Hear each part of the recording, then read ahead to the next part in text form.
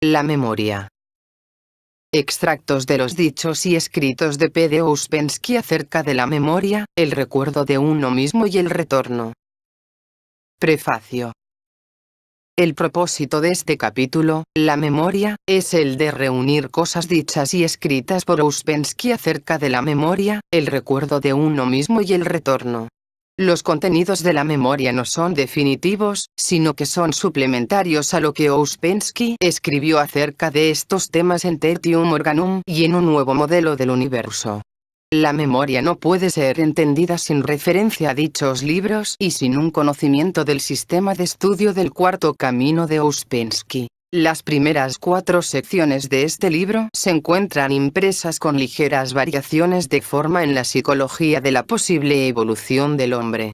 La sección quinta está tomada de En busca de lo milagroso.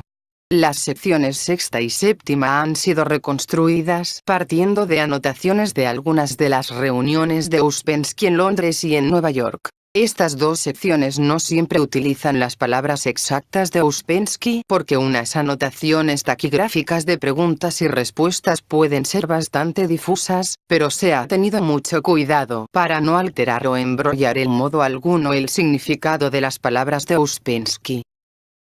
1. En el lenguaje ordinario la palabra consciencia se utiliza muy a menudo como equivalente de la palabra inteligencia, en el sentido de actividad mental, o como alternativa de esta. En realidad, la consciencia es una forma particular de darse cuenta, en el hombre, darse cuenta de sí mismo, darse cuenta de quién es él, de lo que siente o piensa o de dónde se encuentra por el momento. De acuerdo con el sistema que estamos estudiando, el hombre tiene la posibilidad de 4 estados de consciencia. Estos son: dormido, vigilia, consciencia de sí mismo y consciencia objetiva. Pero aunque tenga la posibilidad de estos 4 estados de consciencia, el hombre realmente vive solo en 2 estados. Una parte de su vida la pasa dormido y la otra parte en lo que se denomina estado de despertar, aunque en realidad difiere muy poco del sueño. Por lo que respecta a nuestra memoria ordinaria, o momentos de memoria, realmente recordamos solo momentos de consciencia, aunque no veamos que esto es así. Más tarde explicaré lo que significa la memoria en sentido técnico. Ahora simplemente quiero que dirijan la atención a sus propias observaciones de su memoria. Notarán que recuerdan las cosas de un modo diferente. Algunas cosas las recordarán bastante vívidamente, algunas muy vagamente y otras no las recordarán en absoluto. Solamente saben que sucedieron. Esto significa, por ejemplo, que si saben que hace algún tiempo fueron a un lugar concreto para hablar con alguien, pueden recordar 2 o 3 cosas conectadas con su conversación con esta persona. Pero puede que no recuerden en absoluto cómo llegaron allí o cómo regresaron. Pero si les preguntan si se acuerdan de cómo llegaron allí y cómo regresaron, dirán que lo recuerdan con claridad, cuando, en realidad, simplemente conocen el hecho y saben dónde fueron. Pero no los recuerdan, con la posible excepción de 2 o 3 chispazos. Se quedarían asombrados si descubrieran lo poco que en realidad recuerdan. Y esto sucede así porque solamente se memorizan los momentos en los que eran conscientes. Comprenderán mejor lo que quiero decir si retroceden mentalmente todo lo que puedan a su temprana infancia, o en todo caso a algo que pasó hace mucho tiempo. Entonces se darán cuenta de lo poco que realmente recuerdan y cuánto de ello afecta a lo que simplemente saben o oyen que ha sucedido. Por lo que respecta al tercer estado de consciencia, podemos decir que el hombre tiene momentos ocasionales de autoconsciencia, pero no manda sobre ellos. Ellos van y vienen solos, siendo controlados por las circunstancias externas y por asociaciones o emociones ocasionales. Se plantea la cuestión: ¿es posible adquirir dominio sobre estos fugaces momentos de consciencia para evocarlos más a menudo y para mantenerlos durante más tiempo, o incluso para hacerlos permanentes? 2. El primer estado, o más bajo, es el de dormido. El hombre está rodeado por sueños. Imágenes puramente subjetivas, bien reflexiones de experiencias anteriores, bien reflexiones de vagas experiencias del momento, tales como sonidos dentro del alcance del durmiente, sensaciones provenientes del cuerpo, ligeras molestias, sensaciones de tensión, revoloteando por la mente, dejando solo una ligerísima traza en la memoria e inclusive no dejándola. El segundo grado de consciencia llega cuando el hombre se despierta. Este segundo estado, el estado en el que nos encontramos ahora, el estado en el cual trabajamos, hablamos, nos imaginamos a nosotros mismos como seres conscientes y todo lo demás, normalmente lo llamamos consciencia de vigilia o consciencia clara, pero realmente debería llamarse duerme vela o consciencia relativa. En el estado de dormido podemos tener chispazos de consciencia relativa. En el estado de consciencia relativa podemos tener chispazos de autoconsciencia. Pero si queremos tener periodos más prolongados de autoconsciencia y no meramente chispazos, debemos entender que estos no pueden sobrevenir por sí mismos. Necesitan acción voluntaria.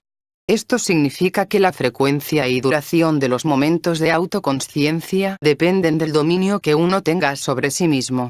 Significa también que consciencia y voluntad son casi una y la misma cosa o, en cualquier caso, aspectos de la misma cosa. En este punto debe entenderse que el primer obstáculo en el camino del desarrollo de la consciencia de uno mismo en el hombre es su convicción de que ya posee la autoconsciencia o, en cualquier caso, que puede obtenerla siempre que quiera. Es muy difícil persuadir a un hombre de que no es consciente y de que no puede ser consciente a voluntad.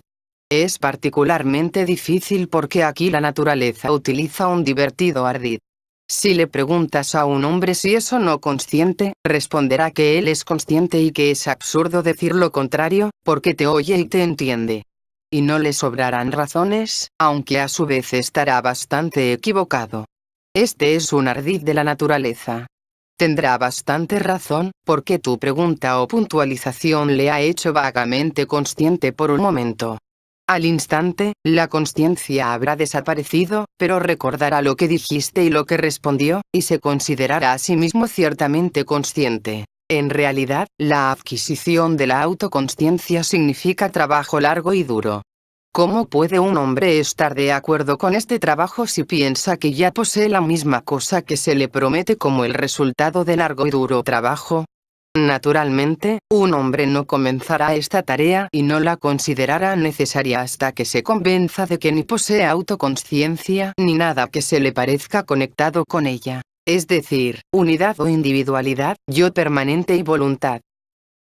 3. Con el objeto de entender los siguientes párrafos debe tenerse en cuenta que el punto de vista general de que el hombre tiene solo una mente, la mente intelectual, es erróneo.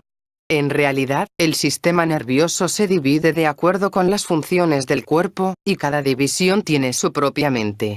El uso que hace Ouspensky de la palabra centro difiere del significado científico corriente porque incluye la mente particular en control así como los nervios y los conjuntos de células nerviosas subsidiarias que conectan esta con otras partes del cuerpo. Debemos encontrar la razón por la cual no podemos desarrollarnos más rápidamente sin un largo periodo de trabajo escolar. Sabemos que cuando aprendemos algo acumulamos material nuevo en nuestra memoria.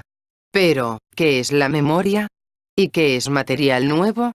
Para entender esto debemos aprender a considerar cada centro como una máquina separada e independiente, consistente en materia sensible que, debido a su función, es similar a la materia de la que están hechos los registros gramofónicos. Todo lo que nos sucede, todo lo que vemos, todo lo que oímos, todo lo que sentimos, todo lo que aprendemos, está registrado en estas grabaciones. Esto significa que todos los acontecimientos externos e internos dejan ciertas impresiones en los discos.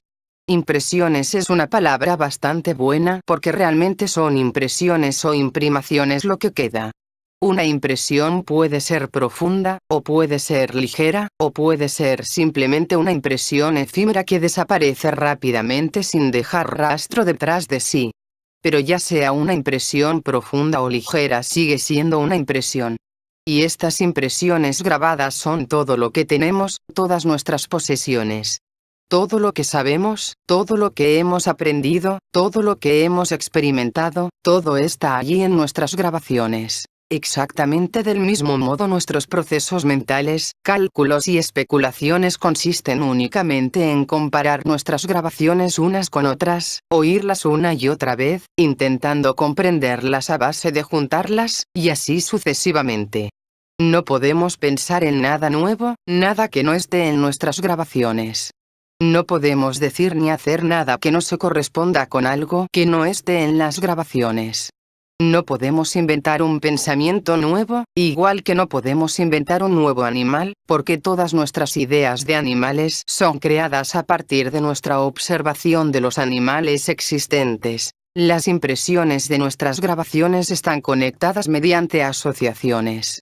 Las asociaciones conectan impresiones recibidas simultáneamente o semejantes entre sí de alguna manera. Desde el momento en que la memoria depende de la consciencia, y ya que realmente solo recordamos los momentos en los que tuvimos chispazos de consciencia, queda bastante claro que las impresiones simultáneas diferentes conectadas entre sí permanecerán durante más tiempo en la memoria que las impresiones inconexas.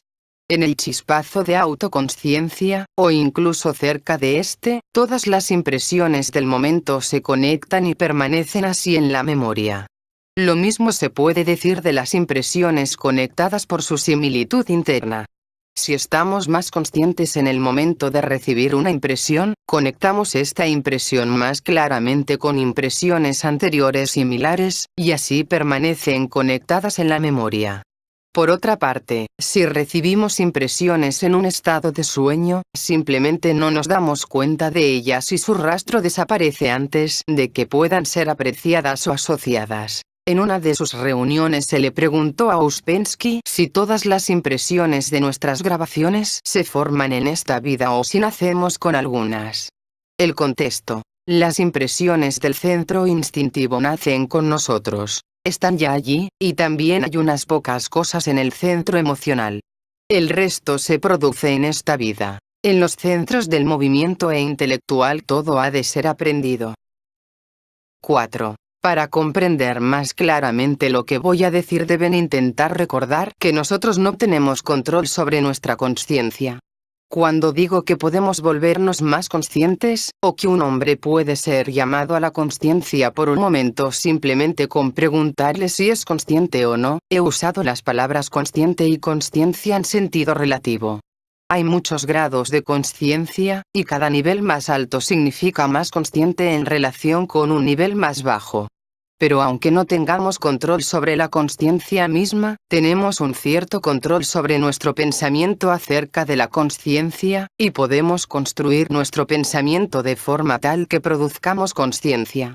Lo que quiero decir es que si damos a nuestros pensamientos la dirección que podrían tener en un momento de consciencia, podemos de esta forma inducir a la consciencia. Ahora intente expresar lo que percibe cuando pretende observarse a sí mismo.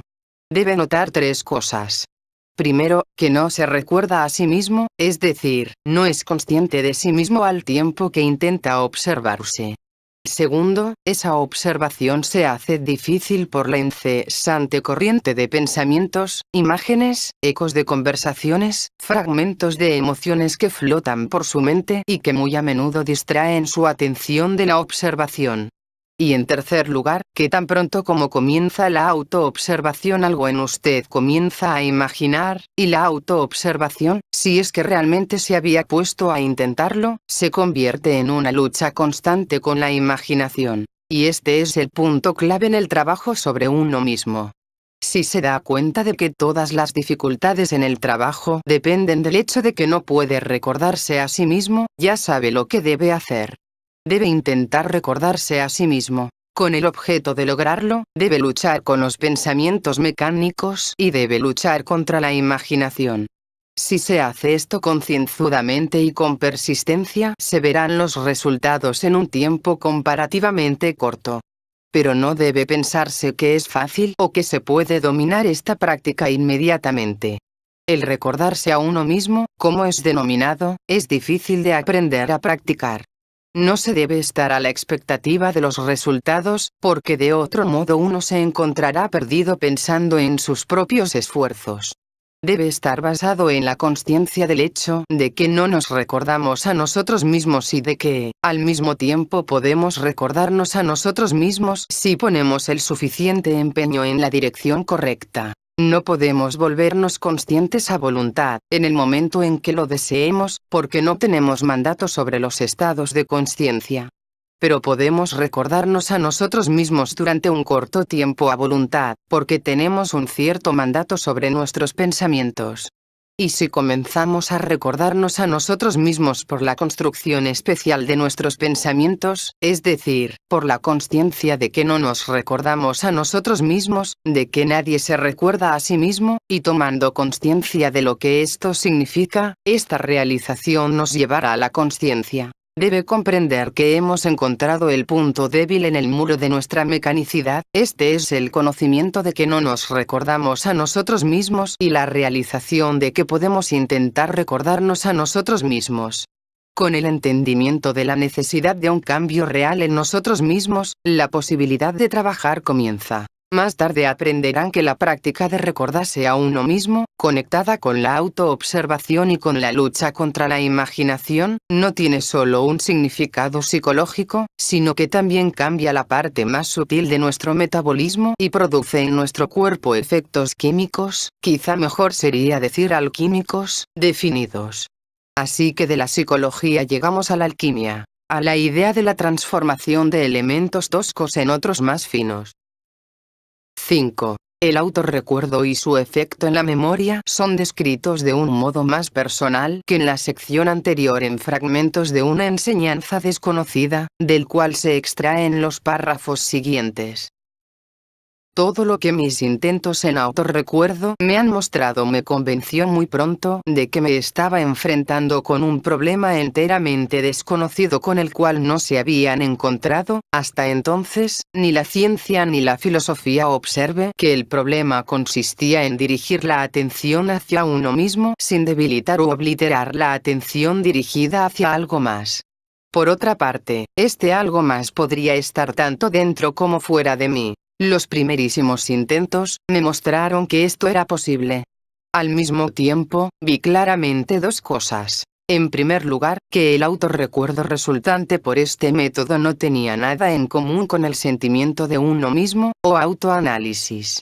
Se trataba de un estado muy interesante, con un aroma extrañamente familiar. En segundo lugar, me di cuenta de que en la vida también tienen lugar momentos de autorrecuerdo, aunque más raramente. Solo la deliberada producción de estos momentos creaban la sensación de novedad. En realidad me eran familiares desde la más temprana infancia. O bien llegaban en entornos nuevos e inesperados, en un sitio nuevo, entre nueva gente en un viaje, cuando de repente uno mira a su alrededor y dice, ¡qué extraño! Yo y en este lugar. O bien en momentos especialmente emocionales, en momentos de peligro, en momentos en los que es necesario mantener la cabeza, cuando uno oye su propia voz y se ve y se observa a sí mismo desde el exterior. Vi claramente que mis primeros recuerdos, que en mi caso eran muy tempranos, habían sido momentos de autorrecuerdo. Esta última realización me reveló muchas más cosas. Por ejemplo, vi que en realidad únicamente recuerdo aquellos momentos del pasado en los cuales me recordaba a mí mismo. De los otros solamente sabía que habían tenido lugar. No soy capaz de revivirlos completamente, de experimentarlos de nuevo. Pero los momentos en los que me había recordado a mí mismo estaban vivos y no eran de ninguna manera diferentes del presente. Aún tenía miedo de llegar a las conclusiones. Pero ya veía que me hallaba ante el umbral de un gran descubrimiento. Siempre me había dejado atónito la debilidad e insuficiencia de nuestra memoria. Tantas cosas que desaparecen. Por una u otra razón para mí consistía en el mayor absurdo de la vida. ¿Por qué tanta experiencia solo para olvidarla más tarde? Además, había en este hecho algo degradante. Un hombre siente algo que le parece muy importante, piensa que nunca lo olvidará. Pasan 1 o 2 años y nada de aquello permanece. Ahora se hace claro para mí por qué esto era así y por qué no podía ser de otra manera. Si realmente nuestra memoria solamente mantiene vivos momentos de autorrecuerdo, está claro por qué nuestra memoria es tan pobre. A veces, el autorrecuerdo no tenía éxito. Otras veces iba acompañado por curiosas observaciones. Cierta vez iba caminando por la Litendi hacia la Nevsky, y a pesar de todos mis esfuerzos era incapaz de mantener mi atención en el autorrecuerdo. El ruido, el movimiento, cualquier cosa me distraían. A cada minuto perdía el hilo de la atención, lo recuperaba, para más tarde perderlo de nuevo. Al fin sentí una especie de ridícula irritación conmigo mismo y giré hacia la calle de la izquierda con la firme decisión de mantener mi atención en el hecho de que debería recordarme a mí mismo al menos durante algún tiempo, a cualquier precio hasta alcanzar la calle siguiente. Llegué a la Nadezhinskaya sin perder el hilo de la atención, excepto, quizá, por unos pocos momentos. Después volví de nuevo a la Nevsky, comprobando que en las calles tranquilas me resultaba más fácil no perder la línea de los pensamientos y deseando, por tanto, probarme a mí mismo en calles más ruidosas. Llegué a la Nevsky recordándome aún a mí mismo, y ya estaba comenzando a experimentar el estado extrañamente emocional de paz interior y de confianza que sobreviene después de grandes esfuerzos de esta clase. Justo en la esquina de la calle Nevsky estaba la tienda de tabaco en la que me hacían mis cigarrillos. Aún recordándome a mí mismo pensé que podría llegar hasta allí y encargar algunos cigarrillos. 2 horas después me desperté en la Tauricheskaya, esto es, muy lejos. Estaba yendo en Izvoschika donde los impresores. La sensación de despertar fue extraordinariamente vivida. Podría casi decir que volví. Recordé todo de una vez. Cómo había caminado por la Nadezhinskaya, cómo me había recordado a mí mismo, cómo había pensado en los cigarrillos y cómo con este pensamiento me parecía que de repente todo caía y desaparecía como en un profundo sueño. Al mismo tiempo, mientras que estaba inmerso en este sueño, había seguido realizando acciones consistentes y oportunas. Había salido del estanco, ido a mi apartamento en la Liteini, telefoneado a los impresores. Había escrito 2 cartas. Luego, de nuevo, había salido de la casa. Había ido caminando por la acera izquierda de la Nevsky hasta la Gostinoy Dvor, con la intención de dirigirme a la Ofitserskaya. Luego, había cambiado de opinión al ver que se hacía tarde. Había cogido un izvoschik y estaba conduciendo hacia la Kavalergardiskaya, donde mis impresores.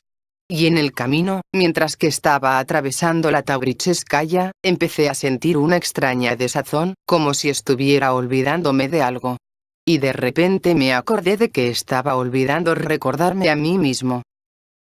6. En sus reuniones en Londres entre 1935 y 1941 y en las de Nueva York de 1944 y 1945, Ouspensky contestó a muchas preguntas sobre la memoria y el retorno.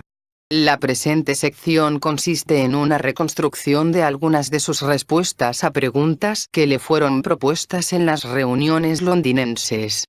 La sección 7 intentará reconstruir algunas de las respuestas dadas en Nueva York del mismo modo. En aras de la continuidad, y para evitar repeticiones, algunas de las preguntas se dan por supuestas o bien se incorporan a las respuestas de Ouspensky. En los demás casos, aparecen entre comillas para que se distingan de las propias palabras de Ouspensky que, constituyendo el núcleo del texto, no se ponen entre comillas. Se ha cambiado, asimismo, el orden de las preguntas y solo se han incluido aquellas que versan sobre la memoria y el retorno. La memoria es una cosa extraña. Cada cual tiene su propia combinación de capacidades de memoria. Hay quien recuerda más algunas cosas, otros recuerdan otras cosas mejor. No se puede decir que unos sean mejores que otros. La memoria puede desaparecer. Hay también grados muy diferentes de la misma. Algo puede ser olvidado y luego ser hecho surgir de nuevo por métodos especiales, o bien puede desaparecer definitivamente. ¿Por qué unos tienen más facilidad para los juegos de pelota que otros? Hay diferentes tipos de centros móviles con diferentes tipos de memoria. No hay un solo hombre que sea igual a otro. Uno puede hacer mejor una cosa, otro hará otra. Hay miles de impresiones, de modo que las combinaciones son siempre diferentes. He hablado varias veces sobre los diferentes tipos de hombre. Número 1, número 2, número 3 y así sucesivamente. Uno recuerda mejor un tipo de impresiones, otro, al contrario. ¿Consiste la vida en memorias de momento en momento? No, eso es demasiado complicado. Usted sabe que hay diferentes tipos de memoria. Y la memoria es pasiva. Uno no la usa. Puede decirse que la vida es un proceso. ¿Qué se puede hacer para aumentar la propia memoria? Si usted se recuerda más a sí mismo, su memoria será mejor. Hasta que me integré en el sistema, yo tenía una memoria muy clara de algo que había ocurrido hacía tiempo. Ahora, si me pongo a recordarlo, resulta ser la memoria de una memoria. ¿Es esto debido a que ahora estoy un poco más despierto? Seguramente estaba conectado con una fuerte identificación. Si ahora usted mira hacia ello sin identificación, se torna más débil y puede desaparecer. ¿Es la autoconsciencia una completa no identificación? Identificación y autoconsciencia son dos diferentes caras de la misma cosa. ¿Resulta de alguna utilidad práctica el pensar en los sucesos pasados de la propia vida cuando uno intenta recordarse a uno mismo? Quiero decir, en orden a fijarlos para cualquier futuro retorno. No, no resulta práctico. Primero es necesario que esté seguro de que el retorno existe. Segundo, es necesario que esté seguro de recordarse a usted mismo. Si usted se lo plantea a sí mismo tal como lo hizo en su pregunta, se convertirá en imaginación, nada más. Pero si lo primero de todo intenta recordarse simplemente, sin añadir nada, y luego, cuando pueda, intenta también recordar sobre su vida pasada e intenta encontrar encrucijadas, entonces, en combinación, sí que resultarán útiles. Solo que no piense que puede hacerlo. Usted no puede todavía. ¿Qué son las encrucijadas? Las encrucijadas son aquellos momentos en los que uno puede hacer.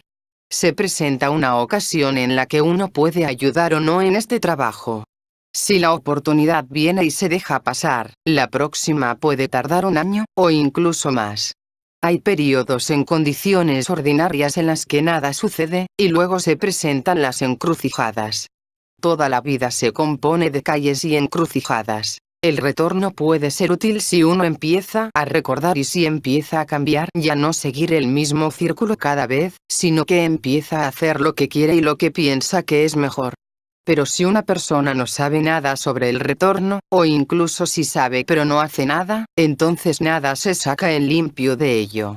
Así, son generalmente las mismas cosas repetidas y repetidas. ¿Tengo razón en suponer que es la esencia del hombre la que retorna? Completamente. Sabemos muy poco sobre el retorno. Algún día podríamos intentar reunir todo lo que se puede considerar como sólido en todo lo que se ha dicho sobre el retorno, y ver entonces lo que podemos pensar sobre ella. Pero es solo teoría. El retorno sucede en la eternidad, no es la vida misma. Esta vida termina y el tiempo termina. Hay una teoría, y este sistema la admite, de que el tiempo puede ser prolongado. Yo no tengo evidencia. Piense en cuántos intentos se han hecho, por parte de espiritistas y de otros, para averiguar cosas sobre el tiempo. Pero no hay evidencia. El modo más fácil de estudiar el retorno es estudiar a los niños. Si tuviéramos suficiente material podríamos contestar a muchas preguntas. ¿Por qué, por ejemplo, aparecen tendencias inesperadas en los niños, completamente opuestas a sus circunstancias ambientales y bien nuevas para la gente que les rodea? Eso sucede a veces de diferentes modos. Y puede tratarse de tendencias muy fuertes que cambian la vida y van en direcciones inesperadas, sin que haya nada en la herencia que pueda explicarlas. Como he dicho a menudo, la idea de la herencia no funciona para el hombre. Es una idea fantástica. Funciona para los perros y los caballos, pero no para el hombre. ¿Tiene que ver con todo esto la idea de los tipos? Sí, pero no sabemos nada sobre los tipos. Al menos no lo suficiente como para poder hablar sobre ellos. Esta es la razón por la que en la mayoría de los casos sucede que los padres no entienden a los hijos, y viceversa. En realidad, no pueden llegar nunca a entenderse correcta o suficientemente porque son personas muy distintas, extraños entre sí, que simplemente ha sucedido que se encuentran por accidente en cierta estación y que luego parten de nuevo en diferentes direcciones. El estudio del retorno debe empezar con el estudio de las mentes de los niños, particularmente antes de que empiecen a hablar. Si los niños pudieran acordarse de esta época recordarían cosas muy interesantes. Pero, desgraciadamente, una vez que empiezan a hablar se convierten en verdaderos niños y olvidan después de los 6 meses o del año. Es muy poco corriente que la gente se acuerde de lo que pensaba antes de ese punto, en una edad tan temprana. Si pudieran hacerlo, se recordarían a sí mismos tal como son en estado adulto. No eran niños en absoluto, sino que después se convirtieron en niños. Si pudieran recordar su primera mentalidad, se encontrarían con que tenían la misma de un adulto. Esto es lo interesante. ¿Sabe usted por qué un niño debe recordar su mente adulta y no su mente infantil previa? Tenemos muy poco material para juzgar. Hablo solo del modo en que puede ser estudiado. Supongamos que intentamos recordar cómo eran nuestras mentes a una edad muy temprana, procurando que la imaginación no se inmiscuya. Supongamos que intentáramos averiguar si eran de un tipo o de otro. Cualquier cosa que halláramos serviría como material. En la literatura se encuentra muy poco porque la gente no sabe cómo estudiar el retorno, pero, dentro de mi propia experiencia, me he encontrado con cosas muy interesantes. He conocido a gente que tenía recuerdos de los primeros años de sus vidas y todos tenían la misma impresión de que su mentalidad no era una mentalidad de niño. El modo en que consideraban a la gente, el modo en que la reconocían, no era una psicología infantil. Tenían mentes completamente formadas con reacciones bien de personas mayores, como no se puede imaginar que se hubieran podido formar en 6 meses de vida inconsciente. Tales mentes tenían que haber existido antes si sus memorias eran en verdad correctas. Pero, como digo, es muy difícil encontrar material, y la mayoría de la gente no recuerda en absoluto. ¿Cómo es que la memoria temprana desaparece cuando el niño empieza a hablar? El niño empieza a imitar a otros niños y hace exactamente lo que los adultos esperan de él. Ellos esperan que se comporte como un niño estúpido, y él se convierte en ello. ¿Cómo se puede saber que un bebé recuerda? Yo creía que uno nacía con los propios centros en blanco, y que uno recordaba con los centros. Es algo extraño. Pero la persona con la que hable, que no difiere mucho del resto de la gente, tiene memorias muy definidas incluso de sus primeros meses. Y todos ellos piensan que veían a la gente del mismo modo que lo hacen los adultos y no como los niños. Ellos no intentan reconstruir imágenes elaboradas a partir de recolecciones dispersas y fragmentarias. Tienen impresiones bien definidas de casas, gente, y así sucesivamente. Parecen haber tenido una mentalidad bien desarrollada. Puedo recordar cosas de cuando tenía 2 años que no sucedieron en absoluto. ¿Cómo se puede verificar lo que un bebé recuerda antes de poder hablar? ¿Cómo sabe usted que esas cosas no sucedieron? Podían haberse tratado de sueños. Yo tuve una experiencia de ese tipo. Recuerdo que cuando era muy niño estaba en cierto lugar cerca de Moscú y la imagen del sitio permaneció en mi memoria. En realidad no estuve allí hasta aproximadamente 4 años después del suceso. Entonces, cuando de verdad fui, vi que el lugar no era igual a como había estado en mi memoria, y me di cuenta de que mi memoria había sido un sueño. Sobre la cuestión de vidas anteriores creo que hay gente que puede recordar algo, aunque solo en casos muy raros, ya que recordar implica ya un cierto grado definido de desarrollo. El hombre ordinario, número 1, número 2 y número 3, no tiene aparato para una memoria tal. La esencia es mecánica. No vive por sí misma. No tiene un aparato especial para el pensamiento, sino que tiene que pensar a través de la personalidad, y la personalidad no tiene experiencia. Cuando usted dice observar a los niños, ¿a qué se refiere en realidad? Eso es justamente lo que es tan difícil. Si se observan tendencias en una gran escala se encuentran tendencias completamente inesperadas. No se puede decir que sean el resultado de una cierta causa o del medio ambiente, porque tendencias completamente inesperadas pueden aparecer y desaparecer. Luego continuarán durante toda la vida. En un caso tal, según la teoría del retorno, la tendencia puede haber sido adquirida en una vida anterior en años muy posteriores y luego aparecer muy temprano en esta vida. Puede ser entonces que, desde el punto de vista de la recurrencia, ciertas acciones importantes que se hagan entre el momento presente y el instante de nuestra muerte sean realmente responsables de nuestras tendencias actuales. ¿Quiere usted decir en vidas anteriores? Muy posiblemente. Solo que recuerde una cosa, este trabajo no existía antes. Puede ser que hubiera otros, y hay muchos tipos, pero no este. No existía antes, de eso estoy completamente seguro. Lo que quiero decir es que me parece tremenda la idea de que entre el momento actual y el instante de nuestra muerte podamos ejecutar acciones fatales que nos den tendencias para la próxima vez. Ciertamente, en cada momento de nuestra vida podemos crear tendencias de las que no seremos capaces de librarnos en 10 vidas. Por eso la literatura india siempre enfatiza este punto. Aunque esté vertido en forma de cuento, el principio es el mismo. ¿Se puede aprender algo sobre la esencia a través de las memorias de la infancia? Se puede si se tiene una buena memoria y se pueden encontrar cosas en uno mismo que han cambiado y otras que no. ¿Hay algún signo mediante el que podamos afirmar que no hemos estado nunca antes en esta casa? Nadie puede decirlo. Yo solo sé que nunca antes he estado en esta casa. Entonces nosotros tampoco. No lo sé. Pero ¿estará usted más cerca de la verdad si empieza con esta como la primera vez? Si hemos hecho algo antes, fue solo en tanto que hizo esto posible. La idea de tiempo paralelo significa que todos los momentos existen continuamente. Sí, es muy difícil pensar sobre ello.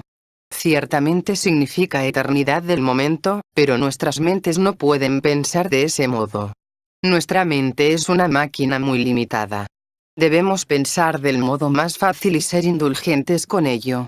Es más fácil pensar en repeticiones que en la existencia eterna del momento. Debe usted entender que nuestra mente no puede formular correctamente las cosas como son. Podemos solo hacer formulaciones apropiadas que estén más cerca de la verdad que nuestro pensamiento ordinario. Esto es todo lo que se puede hacer. Nuestra mente y nuestro lenguaje son instrumentos muy burdos y tenemos que enfrentarnos a problemas muy finos y cuestiones muy delicadas. Habiéndonos encontrado con el sistema en un retorno, ¿lo encontraremos de nuevo en el próximo? Depende de lo que hiciéramos con él. Uno puede encontrarse con el sistema y decir, ¿qué de tonterías dice toda esta gente? Así que todo depende del esfuerzo que uno haya hecho. Si uno ha hecho esfuerzos puede que haya adquirido algo, y ese algo puede permanecer si no pertenece solo a la personalidad superficial, si no era solo formatorio. Si uno muere como hombre número 4, retorna como hombre número 4 o puede perder este estatus imitando emociones negativas, etc. No. Solo el hombre número 5 puede retornar como hombre número 5. Él puede no saberlo, pero las cosas le serán más fáciles. El número 4 tiene que hacerlo de nuevo, solo que con más facilidad y más temprano. ¿Puede una tendencia en un retorno convertirse en hábito en el próximo? Depende de la tendencia.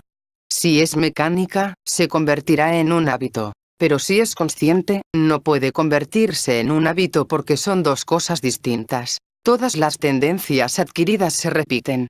Una persona adquiere una tendencia a estudiar o a interesarse en ciertas cosas. Se interesará en ellas de nuevo. Otro adquiere una tendencia a huir de ciertas cosas. Escapará de nuevo. Estas tendencias pueden hacerse más fuertes o desarrollarse en una dirección diferente. No hay ninguna garantía hasta que uno alcanza algún tipo de acción consciente en la que tener una cierta posibilidad de confiar en uno mismo. ¿Puede explicar cómo es posible que un hombre viva simultáneamente dos vidas coexistentes en dos lugares al mismo tiempo? Hay muchas cosas que parecen imposibles, pero es porque nuestro aparato pensante no es suficientemente bueno para pensar esas cosas. Su tendencia es a simplificar demasiado. Este tipo de problemas precisa de un pensamiento matemático. Por ejemplo, no podemos pensar en el tiempo como una línea curva, sino solo como una recta. Si pudiéramos concebir el tiempo como una curva, entendiendo todas sus implicaciones, su pregunta no se plantearía. En este caso nos encontramos como seres planos que intentaran pensar en un mundo tridimensional. Un problema de este tipo no existe en la realidad. El problema es la estructura de nuestra propia mente. La meta de todo nuestro trabajo es llegar al tercer y cuarto estados de conciencia, lo que supone el pensar a través de centros superiores.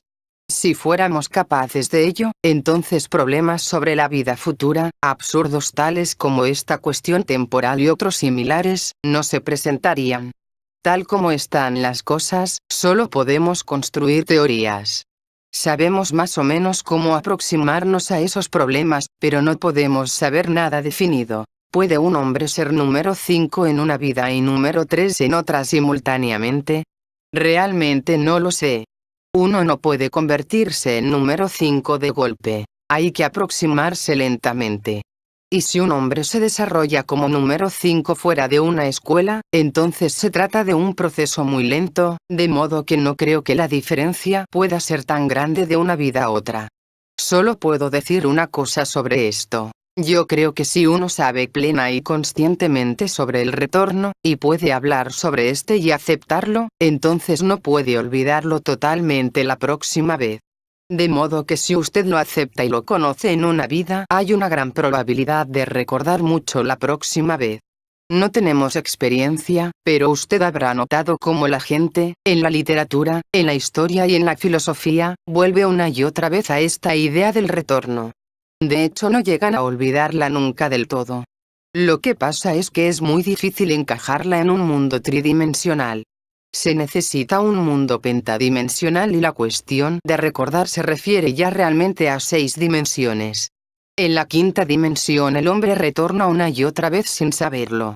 Recordar implica un cierto desarrollo en la sexta dimensión. Las dimensiones pueden entenderse simplemente de este modo. La cuarta dimensión es la realización de una posibilidad en cada momento, lo que llamamos el tiempo. La quinta dimensión es la repetición de esto. La sexta dimensión es la realización de diferentes posibilidades. Pero es difícil concebirla en tanto tengamos la imagen de la línea recta para el tiempo. El problema no es real. Se trata tan solo de nuestra debilidad, nada más. No entiendo qué es lo que quiere decir cuando afirma que la cuarta dimensión es la realización de una posibilidad. La vida es la cuarta dimensión, un círculo, la realización de una posibilidad. Cuando la vida llega al fin se encuentra con su propio principio. El momento de la muerte corresponde al momento del nacimiento, y entonces la vida empieza de nuevo, puede que con ligeras desviaciones, pero que no significan nada. Siempre vuelve a la misma línea. Romper con una tendencia importante, empezar esta vida de un modo completamente diferente, estaría en la sexta dimensión. No podemos pensar en instantes simultáneos, tenemos que pensar en un instante detrás de otro, aunque en realidad son simultáneos en otra escala. Por ejemplo, nuestra propia experiencia en relación con las partículas elementales, tales como electrones, es que su eternidad está en nuestro tiempo. ¿Por qué no entonces nuestra repetición no puede ser en el tiempo de la Tierra? De lo que yo entiendo sobre la memoria, no veo cómo es posible recordar un retorno previo. Yo creía que la memoria dependía de los contenidos de los centros que están en la personalidad. ¿Cómo puede la personalidad recordar el retorno? Usted no puede recordar si no se recuerda a sí mismo aquí, en este retorno. Hemos vivido antes. Muchos hechos lo demuestran. La razón por la que no los recordamos es porque no nos acordamos de nosotros mismos. Lo mismo sucede en esta vida. No recordamos realmente las cosas que hacemos mecánicamente, tan solo sabemos que han sucedido. Solo con el autorrecuerdo podemos acordarnos de los detalles. La personalidad aparece siempre mezclada con la esencia. La memoria pertenece a la esencia, no a la personalidad, pero la personalidad la puede presentar correctamente si la memoria es lo suficientemente fuerte. Es muy difícil pensar en prepararse para encontrar el sistema antes. Usted no puede preparar nada. Solo recordarse a sí mismo. Entonces recordará mejor las cosas. Toda la cuestión estriba en las emociones negativas. Nos gustan tanto que de hecho no nos interesa nada más. Si usted se recuerda a sí mismo ahora, entonces puede recordarse la próxima vez. ¿Es esta la causa del sentimiento del yo he estado aquí antes? El sentimiento de que uno sabe algo de lo que no tiene posibilidad de haber oído antes. Yo quiero hechos. Puede tratarse simplemente de una imagen compuesta de diferentes ideas. Si usted puede recordar realmente algo de este tipo, significa que puede recordarse a usted mismo. Si no puede hacerlo, entonces se trata de imaginación. ¿Resulta de alguna utilidad para este propósito el autorrecuerdo accidental? El autorrecuerdo accidental es un chispazo que dura un segundo. No se puede confiar en él. La única posibilidad de cambio comienza con la posibilidad de empezar a recordarse a uno mismo ahora. El retorno no es necesario en el sistema. Puede ser interesante o útil, se puede incluso empezar por él, pero para el trabajo real en uno mismo la idea de retorno no es necesaria. Por eso este sistema no ha hablado de ella. Ha venido de fuera, de la literatura o de mí mismo. Luego se ve que encaja, que no contradice. Pero no es necesaria porque todo lo que podemos hacer lo hacemos solo en esta vida. Si en esta pasamos inadvertidos, la próxima será igual, quizá con pequeñas variaciones, pero sin cambio positivo. ¿Puede explicar por qué resultan fatigosos los intentos de autorrecuerdo cuando se persiste en ellos durante algún tiempo? No deberían serlo. Una explicación posible es que al hacer esfuerzo mental usted inconscientemente hace esfuerzo físico. Yo creo que los esfuerzos de autorrecuerdo pueden cansar solo si hay algo erróneo asociado. Al principio somos incapaces de recordar durante un periodo largo cada vez, y es mejor acordarse o buscar métodos que lo hagan tan a menudo como sea posible. Puede ser fatigoso si uno solo intenta mantener la mente fija en ello. Pero eso no es verdadero autorrecuerdo, sino recuerdo sobre el autorrecuerdo. Es útil también cuando se empieza a estudiar, pero después se deben encontrar otros métodos. Todos los esfuerzos de autorrecuerdo que he hecho nunca han parecido penetrar hondo o subir a otro nivel. Parece que siempre hay un esfuerzo involucrado, esa es la cuestión. Usted debe hacer lo que pueda. Primero intentar recordarse del modo ordinario, luego en los momentos difíciles, en aquellos en los que usted se olvida de sí mismo con más frecuencia. Tras muchas repeticiones verá que todo ello pasa de repente a un nivel superior. Pero eso sucederá sin su propio esfuerzo directo. Cuando un hombre consigue un estado superior de consciencia, tal como la consciencia de sí mismo, sufre algún cambio la velocidad de sus funciones. En otras palabras, se puede esperar que una impresión para él dure más de una 10 milésima de segundo, una respiración más de un segundo, etc. Es posible que cambie la velocidad de las funciones. Pero eso no es lo mismo que la longitud de las impresiones y es inútil examinar la disimilaridad. Las impresiones ahora son más largas. Cuando hablamos de la 10 milésima parte de un segundo, nos referimos a una impresión del centro intelectual, pero hay otras. Si una célula tomara conciencia de su función como parte de un hombre, olvidaría con ello que es una célula. Igualmente, si un hombre se hace consciente del modo en que contribuye a la vida de una estrella, por ejemplo, perdería la memoria de su vida como un hombre y desaparecería del ciclo de una infinidad de vidas recurrentes. Justamente lo contrario. Una célula recordaría que era una célula. Lo mismo que un hombre recordaría que él era un hombre. Sería lo mismo que el autorrecuerdo. No perdería memoria, sino que la adquiriría. Pensando retrospectivamente en la propia vida uno ve ciertas encrucijadas en las que se tomó una decisión que se piensa incorrecta. ¿Hay algo en particular que se pueda hacer en este retorno para que haya menos probabilidad de cometer la misma equivocación en el próximo? Sí, ciertamente. Uno puede pensar que se puede cambiar ahora en esos puntos particulares, y luego, si el pensamiento es lo suficientemente profundo, uno recordará. Pero si no lo es, uno puede recordar. En cualquier caso, hay una probabilidad de que con el tiempo uno se las arregle para no hacer algo que se hizo antes. Muchas ideas y cosas como esa pueden pasar a través de una vida a otra. Por ejemplo, alguien ha preguntado qué se puede sacar de la idea de retorno.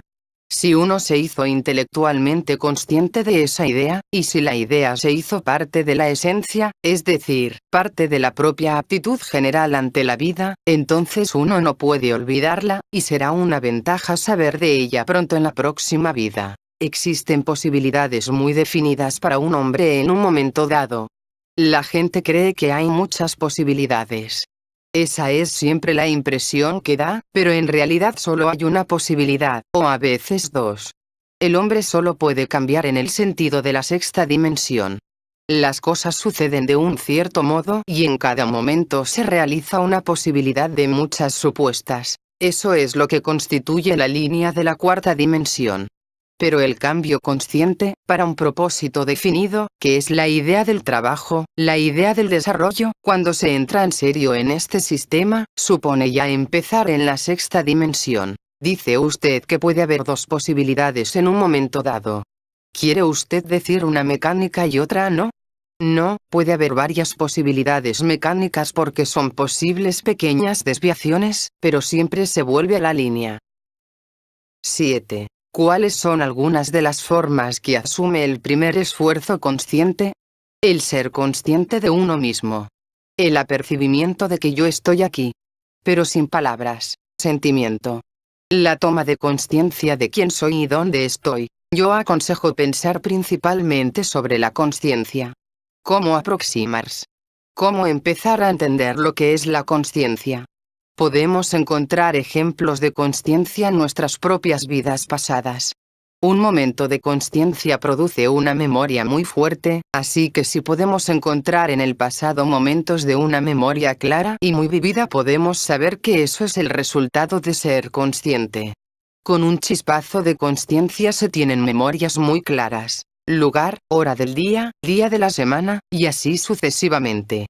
Esos momentos de consciencia dan una muy lúcida memoria. Es posible, en un momento de autorrecuerdo, oír cosas que no se oyen normalmente. Muy posible, pero depende de qué. No se puede esperar oír cantar a los ángeles. El único modo de incrementar la propia memoria es siendo más consciente. En ningún otro sistema hay un método para aumentar la memoria. En este hay uno muy explícito: recordarse a uno mismo. Quizá uno se diga por la mañana que se recordará a sí mismo a las 12. Luego se olvida de todo el asunto, pero de repente se acuerda a la 1. Así es como funciona. Pero si se persevera, se pueden producir resultados muy inesperados. La cuestión estriba en crear continuidad. Los chispazos pueden suceder, pero la continuidad necesita esfuerzo. Al mismo tiempo, hay que procurar no desalentarse, porque los resultados del trabajo crecen lentamente. A veces, como un ejercicio en este sistema, la gente puede decidir recordarse a sí misma mañana, a una cierta hora, en una circunstancia determinada. Antes de la guerra, cuando la gente iba a París, yo les decía que se recordarán a sí misma en la Gare du Nord. Nadie podía. Una vez, yo había quedado en verme con un amigo en la Gare du Nord y le pedí que se recordara a sí mismo cuando llegara allí. Pero él solo se presentó con una cara de mucha preocupación diciendo: «He olvidado algo que usted me pidió que hiciera. ¿Era que comprara algo?». Es necesario distinguir entre lo que es autorrecuerdo y lo que no lo es. Por ejemplo, es muy distinto recordar que usted dijo que se iba a acordar de sí mismo a las 12 que recordarse de verdad a sí mismo. Es necesario aprender a pensar. Tenemos mucho material para el pensamiento correcto, pero es necesario no olvidar sobre ello. Para irse haciendo más fuerte en este sistema hay que acumular conocimiento y ser. Como el ser está conectado con la memoria de lo que nos prometimos a nosotros mismos, podemos de este modo fortalecer nuestro ser. La memoria de nuestros fracasos también puede ser muy útil, pero a veces no sirve para nada. Si uno recuerda los propios fallos y se sienta a llorar o acusar a alguien, no sirve de nada. El recibir impresiones es un proceso mecánico, ¿verdad? Se usan de modos muy distintos. Considera el conocimiento, uno puede aprender chino con el número suficiente de palabras chinas. Si uno reúne suficientes impresiones musicales, aprende música. El mover energía reúne memorias de una carretera o de un lugar. ¿Dijo usted que el centro magnético es un grupo de intereses permanentes? ¿Podría explicarlo? Sí. Si pudiéramos recordar lo que nos gustó la pasada semana, el pasado mes, el año pasado, si pudiéramos recordarlo, eso constituiría un centro permanente de gravedad. Por lo general, olvidamos. Pero si pudiéramos recordar y nos siguieran gustando las mismas cosas, eso constituiría un centro de gravedad. Es mejor recordar incluso lo que no nos gusta que no recordar en absoluto. ¿Puede la memoria sobrevivir a la muerte? Morir no es nada. Uno puede ni notarlo. Si uno no nota que muere, puede no darse cuenta de que ha nacido. ¿Es la inmortalidad imposible para los hombres números 1, 2 y 3? Sí. Para ello ha de convertirse en hombre número 5. Esto es una respuesta, pero puede haber otras. Por ejemplo, desde el punto de vista del retorno, los hombres números 1, 2 y 3 pueden vivir de nuevo, pueden retornar, pero no recuerdan. Para recordar hay que llegar a ser un hombre número 5. ¿Qué es lo que se convierte en inmortal, la esencia o el cuerpo físico y el alma? Solo la memoria. El cuerpo nace de nuevo, la esencia nace de nuevo, la personalidad es creada de nuevo. Así pues, no es una cuestión de inmortalidad, sino de memoria. Podemos vivir 10.000 veces sin ventaja alguna si no recordamos. Si la inmortalidad mecánica fuera posible no serviría para nada. Debemos recordarnos a nosotros mismos y recordar los sucesos. Cuanto más, mejor. De nuevo lo repito. Lo que es útil y necesario recordar es que nos recordamos. Nunca el recordar y que no sabemos que nos recordamos. ¿Le entendí bien cuando dijo que si algo de nosotros sobrevivía era la memoria? Probablemente no es del todo cierto. Porque la memoria generalmente desaparece primero, si algo sobrevive. La memoria es algo muy inestable. Tengo la impresión de que para descubrir dónde hemos perdido una oportunidad en una vida pasada, tenemos primero que alcanzar un momento de despertar en esta vida muy bien, solo que hay que hacerlo efectivamente. Cuando miro hacia atrás y veo las oportunidades perdidas en esta vida, tengo la sensación de que solo siendo un tipo diferente de persona podría haber actuado en forma diferente. De esto deduzco que el único modo de afectar al retorno es cambiar la propia esencia de nuevo, muy útil. ¿Pero cómo? ¿Podría la memoria de un retorno previo hacer posible el cambio de las propias acciones? Eso no lo sé. Usted mismo lo comprobará cuando la tenga. Una vida recurrente no es vivida exactamente como la anterior, ¿verdad? El principio es siempre el mismo. En la recurrencia a través de una vida a otra, retenemos el mismo nivel de ser. Hay diversas teorías al respecto. Una teoría dice que si uno adquiere algo en una vida, esto se haya abocado al crecimiento. Pero hay muchas otras teorías. ¿Está la memoria en la esencia? Es mejor decir que está conectada con yoes que están en la personalidad. Hay muchos tipos de memoria. Memoria ordinaria, memoria de lo que oímos, memoria de olores, memoria de los caminos. Pero hablamos de la memoria que conocemos. Es muy fácil echar a perder esta memoria. Hay personas con memoria fotográfica. ¿Son más conscientes por ello? Hay muchos tipos de memoria. Usted tiene un cierto tipo de memoria. Otros la tienen de otro modo. Pero usted puede usar mejor o peor su propio tipo de memoria siendo más o menos consciente. La memoria está en todos los centros. Puede que en un centro sea ligeramente mejor que en otro, pero solo hay un modo de hacer la memoria más fuerte, haciéndose más consciente. No solo cada centro tiene su propia memoria, sino que algunos tipos de memoria pertenecen a la esencia y otros a la personalidad. ¿Es la memoria una función del cuerpo? ¿Puede ser comparada con el movimiento? Puede usted decir que es una función del cuerpo si quiere. Pero, ¿por qué compararla con el movimiento? Son dos cosas distintas entre sí. La memoria es algo en nosotros, puede que en la esencia, puede que en la personalidad. Reunimos con la personalidad, pero la memoria del gusto o del olfato está en la esencia. Aunque, de hecho, uno recuerda en la personalidad. ¿Qué se debe hacer para que nuestra memoria no se eche a perder? Trabajar en la imaginación primero. Luego en la mentira. Esas dos cosas destruyen nuestra memoria. Cuando empezamos a hablar de mentira, la gente lo tomó como algo divertido. No se hacían a la idea de que uno puede destruir su memoria completamente. Luche contra la imaginación también, no solo como deporte o ejercicio. ¿En qué puede ayudarnos reconocer la mentira en nosotros mismos? En cosas muy diferentes. Primero en el análisis de los hechos, de las palabras, de las teorías. El reconocimiento de las mentiras de otros es muy útil y entonces una luminosa mañana uno puede llegar a uno mismo. ¿Destruye la memoria la falsa personalidad? Sí, se puede decir que una falsa personalidad destruye o distorsiona la memoria. ¿Es la falsa personalidad una forma de mentira? Deje la falsa personalidad. No es una forma de mentir. Es una defensa.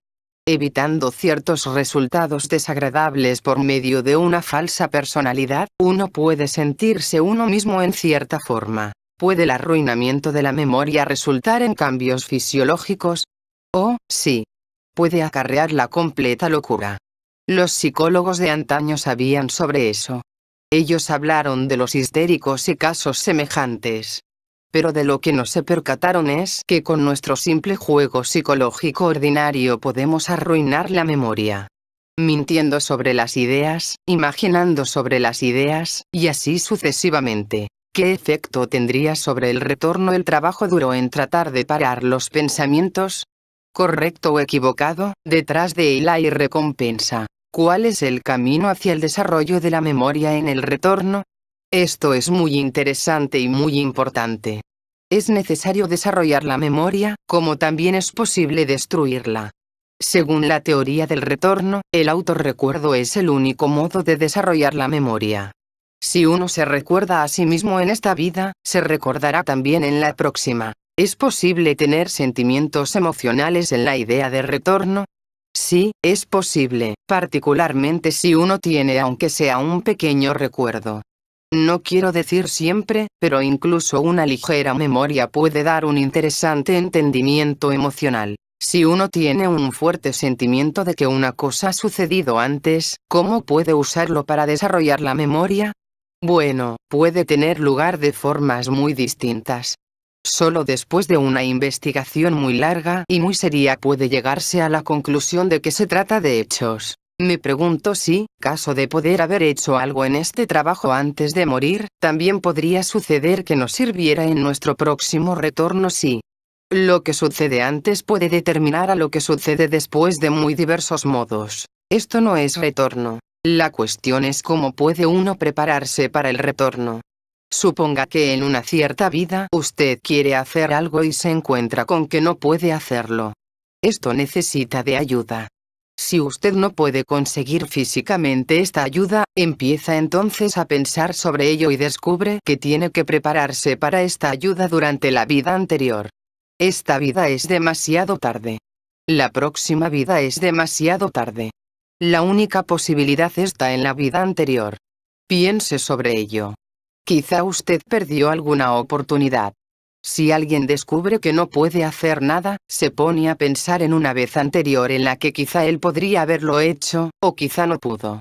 Piense en las implicaciones de todo esto. ¿No tendría dicho sujeto que haber tenido alguna memoria para percibirse de sus equivocaciones en su vida anterior, o bien de su falta de preparación?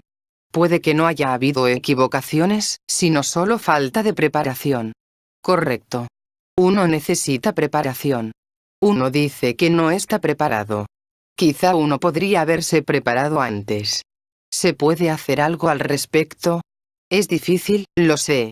Pero uno puede descubrir que no está preparado para una cierta cosa. Hablamos de 6 tríadas. Se puede hacer algo en una tríada y otra cosa en otra distinta. Pero esto cambia todas las ideas sobre el retorno. Lo que está bien para un hombre puede que no lo esté para otro. Por ejemplo, he dicho que incluso un conocimiento teórico del retorno cambia por completo la propia relación hacia este. Depende también de lo profundamente que se sepa. Hay muchos grados. ¿Puede la ley del 7 ser observada en el modo en que las cosas suceden o aparecen? Se puede hablar de la ley del 7 cuando se encuentran dos intervalos en una octava. ¿Puede uno verla en operación en un periodo de muchos años o de golpe? Usted puede usar la memoria. Eso no significa que usted observe hechos concretos. Y usted debe ver dos intervalos en una octava. ¿Qué se puede hacer para entender la ilusión del tiempo? Uno puede entender que no existe tal cosa como el tiempo. ¿Y por qué? Porque hay hechos que demuestran la no existencia del tiempo. El eterno retorno no es compatible con nuestro sentido temporal actual. Todo radica en eso, de modo que usted tiene que librarse del sentido del tiempo. El retorno se refiere a la eternidad, no al tiempo. Podemos impedir que se repita la pauta. Se puede si se tiene buena memoria. Dice usted que si de verdad se aceptara la teoría del retorno, ¿eso supondría una gran diferencia? Si uno estudia, si uno trabaja, hay material para el entendimiento. Usamos el entendimiento y la falta de él. Si pensamos lo suficiente, podemos entender algo y cambiar verdaderamente el retorno. Sería correcto decir que el único argumento a favor del retorno es que en esta vida algunos recuerdan que han vivido antes. No, ese es un argumento débil. Muy poca gente recuerda, y siempre se puede decir que están mintiendo. La creencia en el retorno no debería convertirse en un gran impulso a hacer un esfuerzo. La creencia no sirve. La creencia es amortiguante. No tiene suficiente poder. Pero la toma de conciencia sí. Algunas cosas se pueden entender pensando. Por ejemplo, la cuestión de si todo el mundo es afectado del mismo modo por el retorno. Es imposible decir simplemente sí o no porque lo que se aplica a uno puede que no sea cierto para otro. Para un hombre se tratará del mismo camino, de la misma casa, de los mismos gatos. Pero para otro puede ser diferente. Los grandes poetas, los grandes escritores, no necesitan caminar por las mismas calles. Pueden caminar por calles diferentes y, sin embargo, hacer las mismas cosas. Puede que esta diferencia no se deba a esfuerzos, sino a capacidades, a logros o a amplitud de pensamiento y sentimiento. Un gran poeta puede no necesitar escribir los mismos versos de nuevo. Quizá no sacó todo lo posible, pero sí lo suficiente, de su medio ambiente, de forma que puede intentar algo distinto de la última vez. Tras asistir a las conferencias, la gente siempre pregunta si los grandes poetas tienen el ser de los hombres números 1, 2 y 3. Ahora usted dice que un poeta no necesita hacer la misma cosa de nuevo. No, puede ser un gran poeta y sin embargo no pertenecer al arte objetivo. Otros menos grandes pueden producir arte objetivo. Piensen sobre algunas de estas ideas, pero no piensen que saben. Hay muchas variaciones, muchas posibilidades. Piensen, porque nada hay más importante para ustedes.